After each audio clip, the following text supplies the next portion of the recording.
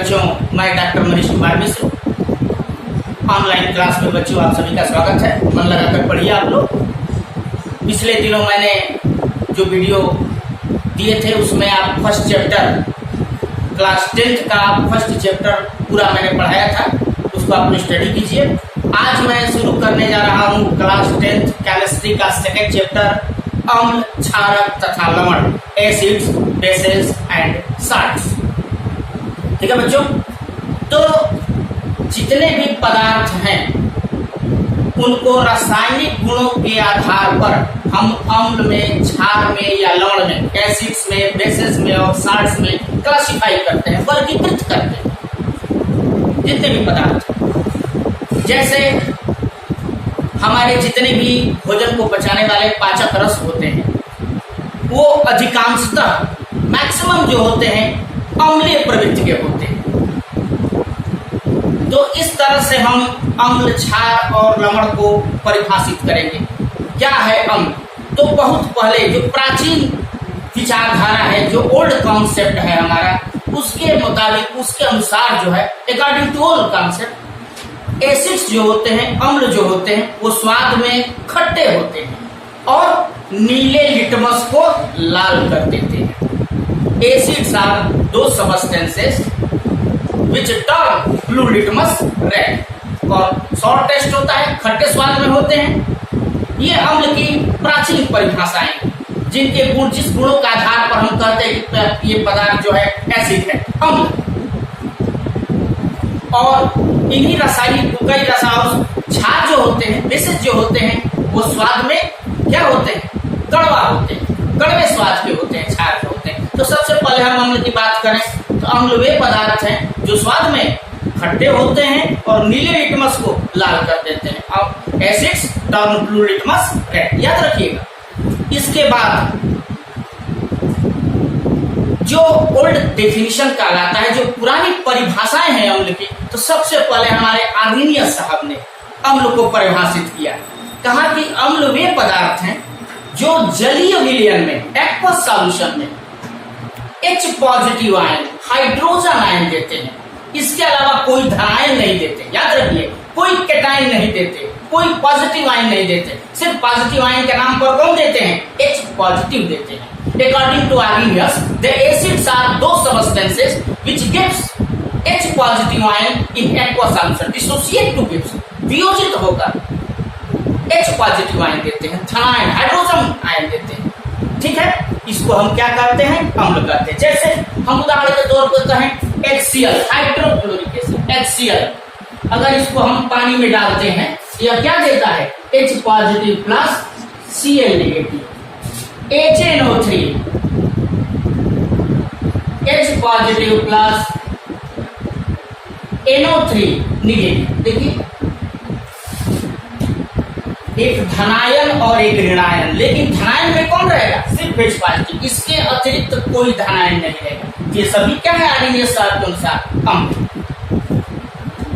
Arrhenius साहब के अनुसार HCl, HNO3, H2SO4, ये सभी एसिड है।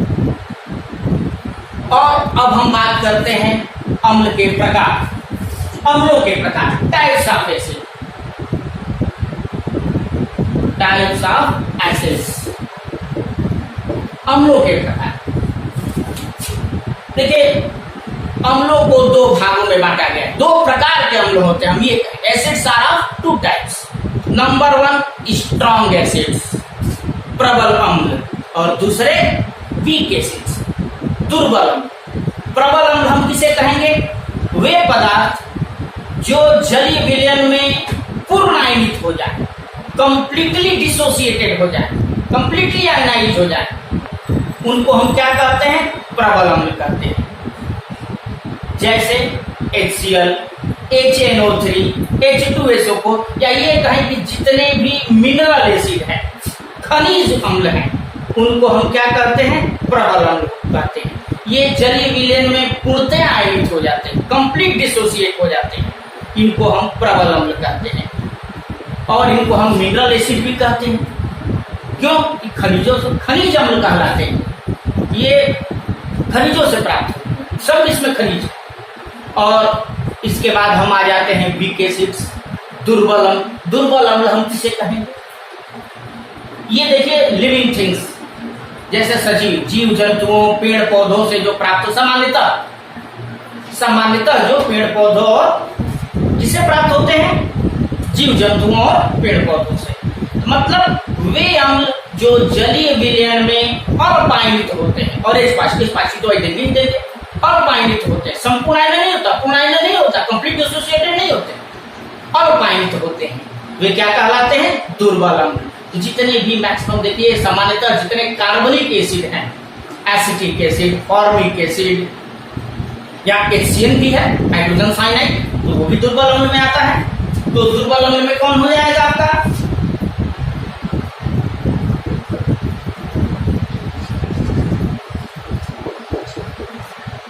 फॉर्मिक एसिड है,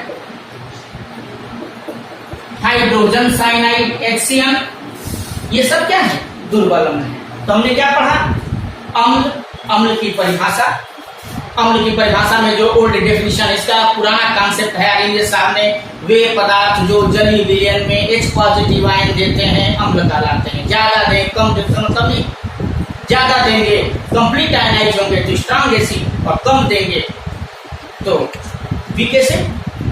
तो जो पूर्ण आयनित होते हैं वो क्या कहलाते हैं? स्ट्रॉन्ग एसिड, प्रबल अम्ल, और जो अल्प आयनित होते हैं, कम आयनित होते हैं, वो क्या कहलाते हैं? दुर्बल अम्ल कहलाते हैं। तभी हमने पढ़ा क्या? अम्ल और अम्लों के प्रकार।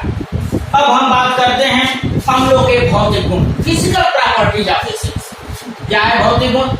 अम्ल स्वाद में खट्टे होते हैं, नीले लिटमस को लाल कर देते हैं, और एक बात सुनिए, संक्षारण की प्रवृत्ति रखते हैं, स्किन पर, कपड़े पर संक्षारण के नष्ट कर देते हैं। कपड़े पर पड़ जाए, स्किन पर पड़ जाए तो क्या करते हैं? उसको क्षति पहुंचाते हैं, नष्ट करते हैं, जिसको हम कोरोसिव एक्शन कहते हैं। तो अम्ल जो है संक्षारण की भी प्रवृत्ति रखते हैं। ठीक है, अब आ जाते हैं हम अम्लों के रासायनिक गुण। अम्लों के रासायनिक गुण, केमिकल प्रॉपर्टीज अम्ल के बारे में। अब क्षारकों के रासायनिक गुण।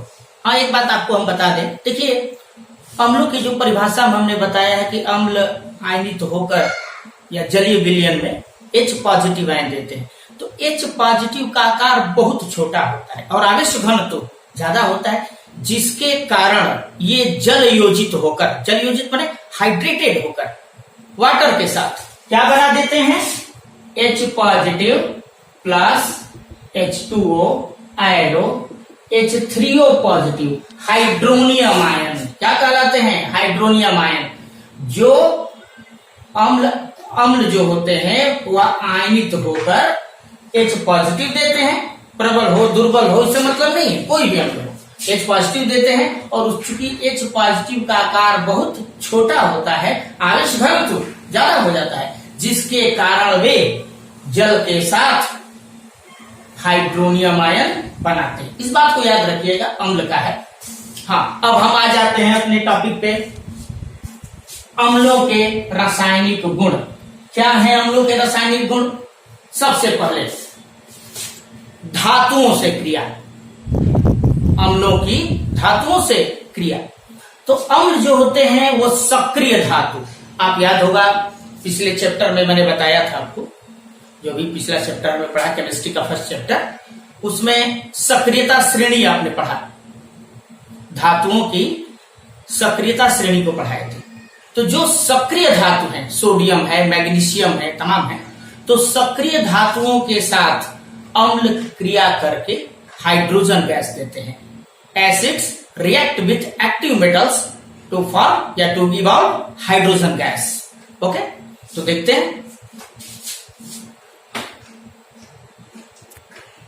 Fi प्लस 2HCl आयरो FiCl2 plus H2, Zn plus H2SO4, ये तनु अम्ल है, डाइल्यूट, डाइल्यूट माने तनु माने वाटर की मात्रा ज्यादा होती है, ये भी क्या है? डाइल्यूट, या तन भी लिख सकते हैं। यह क्या बनाएगा, ZnSO4 प्लस H2। यह क्या रहा, धातुओं के साथ, मतलब सक्रिय, पहली हेडिंग है सक्रिय धातुओं के साथ अम्ल की अभिक्रिया। सक्रिय धातुओं के साथ जैसे जिंक है, Fe है, इन सबों के साथ, ये सक्रिय धातु हैं, इनके साथ अम्ल क्रिया करके तनु अम्ल और क्या देते हैं, हाइड्रोजन गैस निकालते हैं। दूसरी प्रॉपर्टी हमारी केमिकल प्रॉपर्टी, धातु कार्बोनेटों तथा बाइकार्बोनेटों से क्रिया। किसकी क्रिया, अम्ल की क्रिया।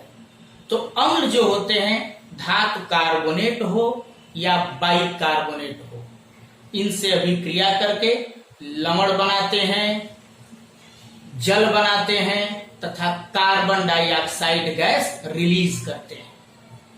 क्या क्या बनाते हैं, साल्ट्स बनाते हैं, वाटर बनाते हैं और CO2 गैस इवॉल्व करते हैं, निकालते हैं।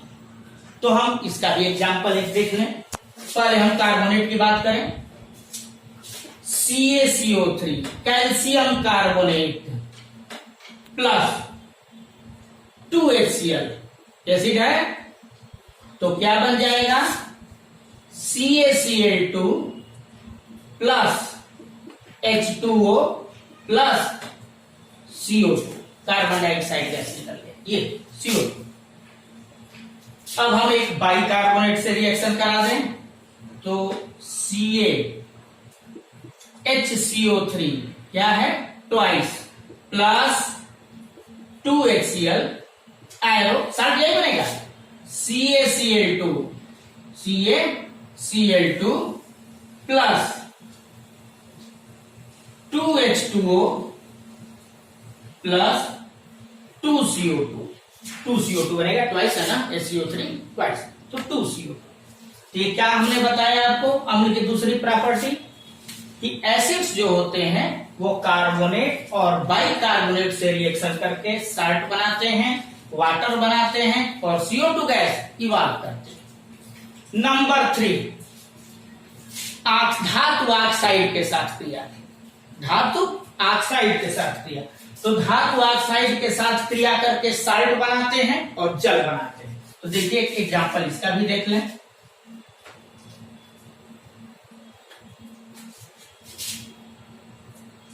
CaO calcium oxide plus 2HCl arrow CaCl2, ये साल्ट है, कैल्शियम क्लोराइड प्लस क्या बन जाएगा, H2O वाटर। एक और एग्जांपल देख लें, MgO magnesium oxide plus H2SO4, तो क्या बन जाएगा, MgSO4 magnesium sulphate plus H2O। ये भी एसिड है, ये भी एसिड है। तो हमने क्या देखा कि धातु ऑक्साइड, जैसे हमने दो एग्जांपल लिए, कैल्शियम ऑक्साइड और मैग्नीशियम ऑक्साइड, इनके साथ रिएक्शन करके क्या बनाया, साल्ट बनाया और वाटर बनाया। कौन कौन साल्ट बने, कैल्शियम क्लोराइड और मैग्नीशियम सल्फेट रिस्पेक्टिवली। ठीक है, अब देखिए अम्लों का उपयोग। अम्लों का उपयोग, क्या यूजेज है एसिड्स, बहुत सारे यूजेज है। देखिए सबसे पहले जो लेड एक्यूमुलेटेड सेल होता है, सीसा संचायक सेल, जो घर पर हमारी इन्वर्टर की बैटरी होती है या फिर बाइक में लगते हैं, जो मोटरसाइकिल में, कार में, ट्रक में जो भी बैटरी लगती है, वह लेड एक्यूमुलेटेड सेल है, सीसा संचायक सेल। उसमें डाइल्यूट सल्फ्यूरिक एसिड का प्रयोग किया जाता है। ठीक है, उर्वरक बनाने में जो भी सल्फेट उर्वरक हैं, आप देखते हैं खाद बनाने में, जो कृत्रिम खाद है उनको बनाने में एसिड्स का प्रयोग किया जाता है। आप देख सकते हैं उर्वरक बनाने में एसिड्स का प्रयोग किया जाता है। और देख लें एक बात और जान लीजिए, नाइट्रिक एसिड जो होता है HNO3, उसको सोरे का अम्ल भी कहा जाता है, याद रखिए, आप लिख लीजिएगा, सोरे का अम्ल। सल्फ्यूरिक अम्ल को गंधक का अम्ल, ये भी करते हैं। इसके बाद हमारा नेक्स्ट टॉपिक आता है क्षारक। क्या आता है, क्षारक, बेसिस। नेक्स्ट टॉपिक क्या है हमारा, बेसिस, क्षारक।